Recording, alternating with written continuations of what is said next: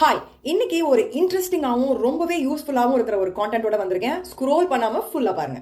Number 1 E.G.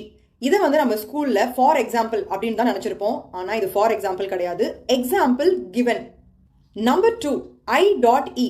இதை நம்ம that is அப்படின்னு தான் படிச்சிருப்போம். ஆனா இது that is கிடையாது. இன் எசன்ஸ். Number 3 etc. அதாவது எக்ஸெட்ரா அப்படின்னு நம்ம சொல்லியிருக்கோம். எக்ஸெட்ரா, எக்ஸ்ட்ரா அப்படின்லாம் சொல்லுவோம். இதோடைய ஃபுல் ஃபார்ம் etc. இது இங்கிலீஷே கிடையாதான், லாட்டின் அப்படின்னு சொல்றாங்க. ஸோ இதை எப்படி ப்ரொனவுன்ஸ் பண்ணணும் அப்படின்னு பார்த்தீங்கன்னா எட்ஸெட்ரா, எட்ஸெட்ரா. ஸோ இன்னில இருந்து எக்ஸ்ட்ரா எக்ஸெட்ரான்னு சொல்லாம எட்ஸெட்ரா அப்படின்னு சொல்லுங்க.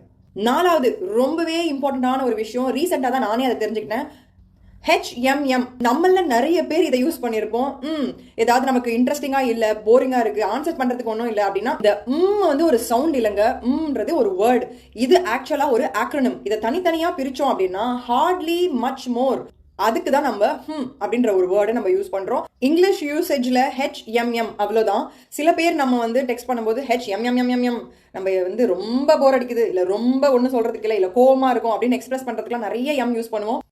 அப்படி யூஸ் பண்ற ஆள் நீங்களா இருந்தீங்கன்னா இந்த வீடியோவை இதை நிறைய யூஸ் பண்ற உங்க ஃப்ரெண்ட்ஸுக்கு ஷேர் பண்ணுங்க.